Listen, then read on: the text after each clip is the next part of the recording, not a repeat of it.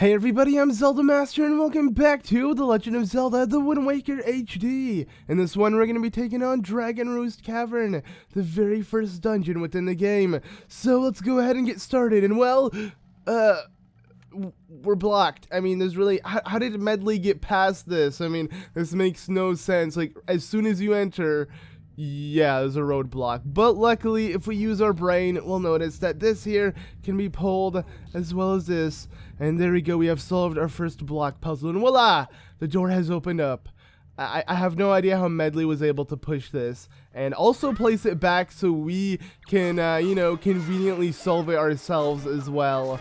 I find that weird how she did that. But maybe she was trying to place things back in order, how they're meant to be. That way, you know, if Kumali were to scale this area, he'd go through all the trials and tribulation that takes to obtain a skill. I wonder if I'm going to get a skill by doing this. Maybe I'll gain wings and fly. Not really, but I mean, maybe because I'm not one of the Rito bird people. Yeah, the Rito tribe, they're essentially bird people. I mean, what else could you describe them as? I don't really know when you do think about it. But luckily, these Pokeballoons that we just killed dropped some chicken mutated chickens, you know, giant mutated chicken bones, because they're extremely long. But with them we can light the torch, and voila, our first torch puzzle too. You know, all of the Zelda cliches, I feel like, you know, you gotta do a block puzzle, you gotta do a torch puzzle, you gotta do a kill every enemy in the room puzzle. That's not really a puzzle per se, but you know, it's just kind of like figure out what to do and then do it. So yeah, and also I guess I should show off this and maybe explain what this actually is. This here is a pot of delicious soup. Let's jump into it because it's so good. Not really. Okay. Yeah, essentially what this does is it teleports us to other pots that are going to be located throughout the dungeon, and that's pretty much it. It's pretty much a shortcut. It's actually really, really useful later on within the temple, especially if you want to backtrack. But one thing I do want to note is that the music for this area is very, very similar to, I want to say Dodongo's Cavern from Ocarina of Time, like extremely similar. And I remember the first time I took on this area, I was absolutely amazed by how big the center room was and the lava and everything. Like, yeah, just the feeling of playing this game for the very first time is the best feeling. Not this game in particular, pretty much any Zelda game. I just love exploring a game for the first time, not knowing what to do and just have everything out there, especially when solving the puzzles, how like rewarding they feel, and just figuring things out. Sadly, I will never re-experience this. I've played this area, this temple in particular, like over 20 times, and that's not exaggerating with the amount of times I've played this game, because I've beaten this game about 20 times. So yeah, I'm never really gonna get that feeling again, at least with these games, and that's why I am so excited for like the upcoming games. And it's not just Zelda. Another thing I'm actually really hyped for is the Dark Souls 3 DLC. I can't wait for that. Something that I really enjoy is also playing through Dark Souls for the first time. Or like I said, any game to be exact. But Dark Souls would definitely be second in my list. No! Okay, what? I thought if I stopped climbing, I would have been at the perfect height to not get hit by that choo-choo. But I knew he was there. Like I said, I played this game like 20 times, so, I mean, it was obvious with the whole setup, but I still got hit. That just proves how good I am at this game, that I still get hit. Not really. Actually, a lot of the times when I do play by myself, I can do pretty well. Usually I do 3 heart runs of every Zelda game on my own time and try to make it as challenging as possible. The combat system overall is just really simple, as you can see. Like, this guy is not going to hit me as long as I'm smart and don't let him. But in other games, you'd always be terrified, you know, the lower HP you'd get, or just like fighting a lot of enemies at once would just generally be scary. But like in this game, HP is never the issue. But yeah, there we go. Go ahead and swipe him out. And now let's open up this chest to get ourselves another small key. Yeah, we're just pretty much progressing from one room to another. Really, really straightforward. But I love this dungeon for what it is. Even though I may have played this millions of times and whatever.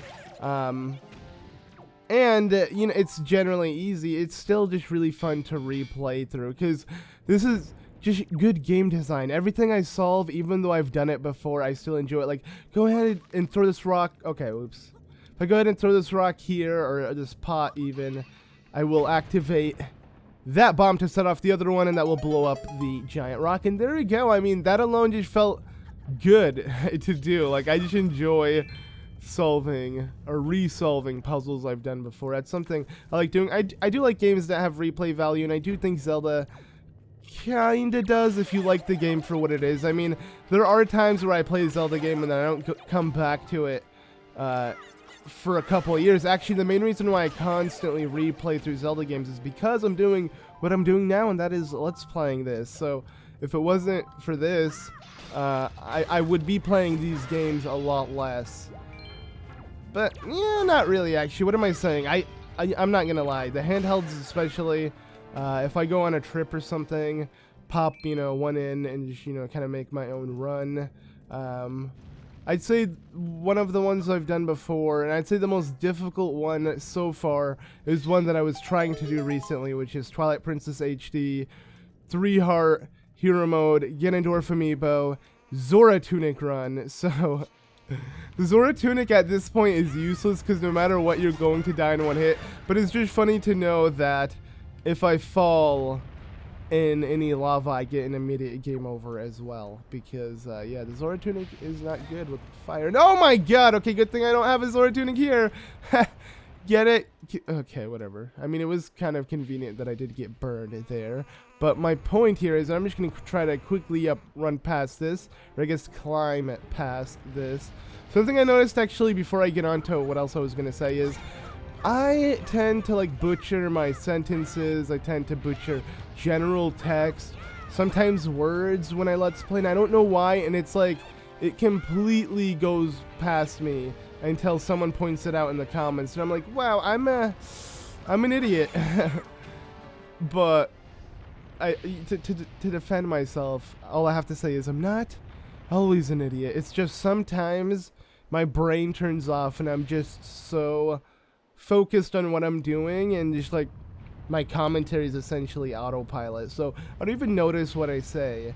And yeah, it's usually sometimes the issue. So either I read something completely wrong or I say something completely wrong. But that's my reasoning most of the time, for those who wonder why all of a sudden I say something the way I said it.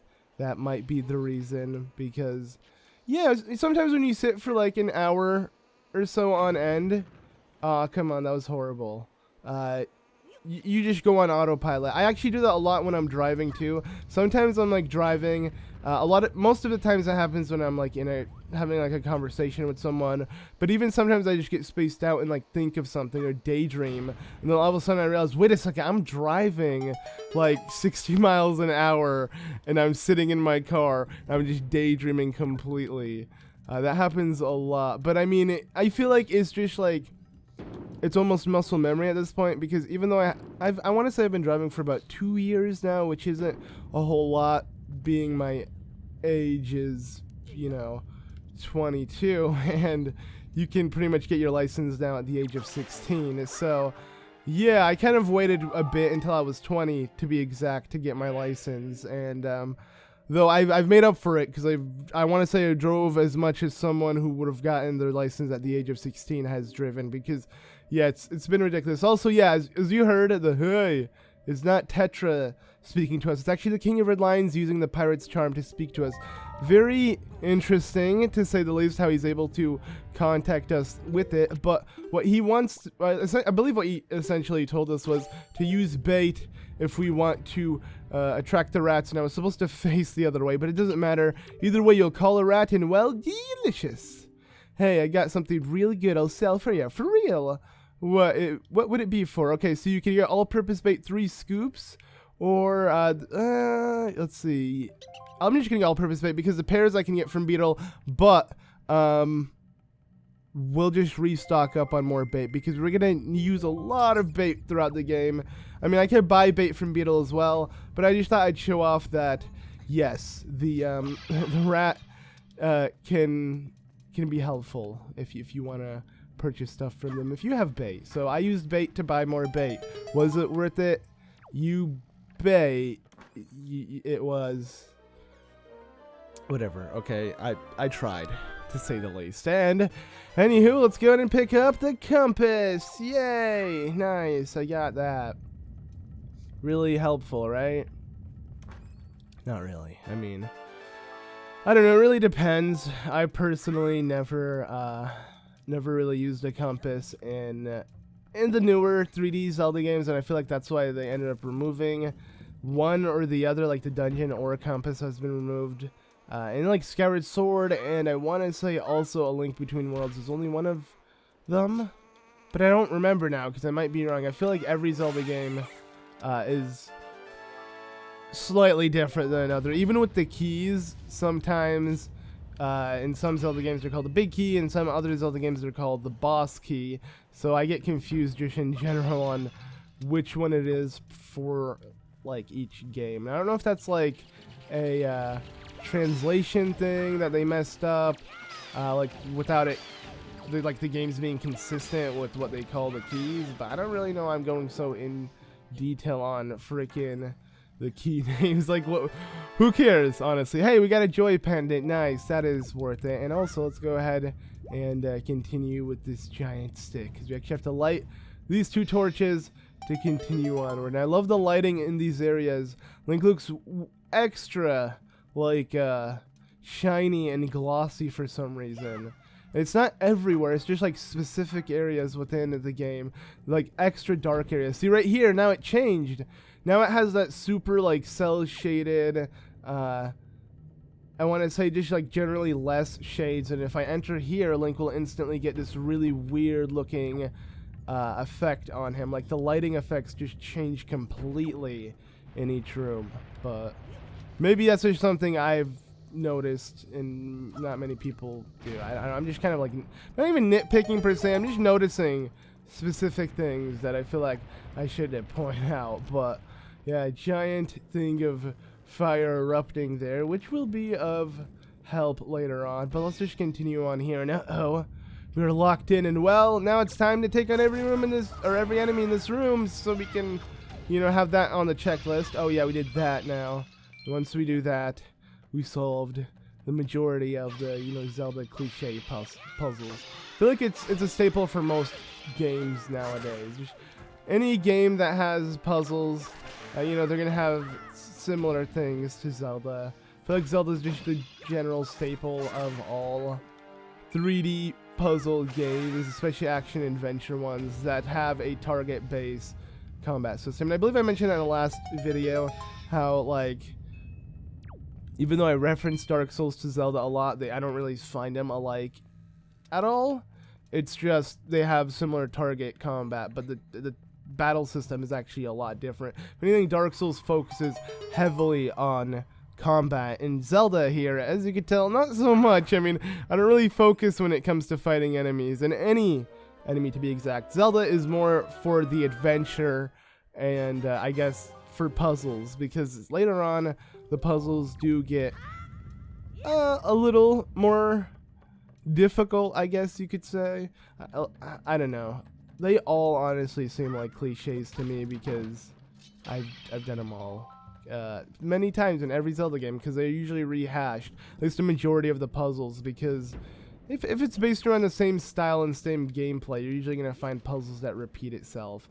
But alright, I want to go ahead and kill this guy immediately. I hate dealing with these flaming serpents. And okay, well that was extremely stupid, knocking them into the fire. That is something you don't want to do. What I do want to do is throw this on them. There we go. And then whack them. Oh yeah, just don't stop until it's dead. And now I feel good about myself, because it is dead forever. Yeah, those are actually really annoying enemies, if you ask me, just because they can knock you really far back, usually within the lava, and yeah, I can't stand that. I believe this game punishes you pretty well if you do fall into the lava. Like if I were to fall into the lava when I jump up here and right now jump down and fall in, I'll actually respawn at the door all the way down there, having to make my way back up here, which could get annoying. It kind of reminds me of like platforming games that you know, you have certain checkpoints Because in some Zelda games, you usually spawn right where you fell off, and then in other, it's different. I guess this one is more platform-based than the other one, you could say. And I do see that, actually, when I do think about this game compared it to other Zelda games.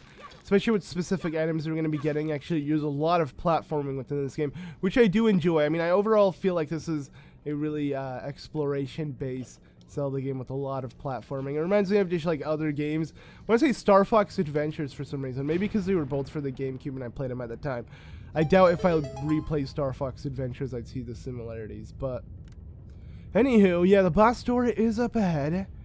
But we're not ready for that. And I love how everything looks when you go in first person, the 60 FPS, just the amazing graphics and everything. Like, I feel like I can make like time lapses of just backgrounds and you just kind of stare at them for backdrops in videos or something. I enjoy them a lot. But anyways, now that we have opened up the final checkpoint, we can make our way back to the very first area within this temple and the mid checkpoint, which I opened up along the way. But it's not like I need to do that right now. Let's just go ahead and make our way over here.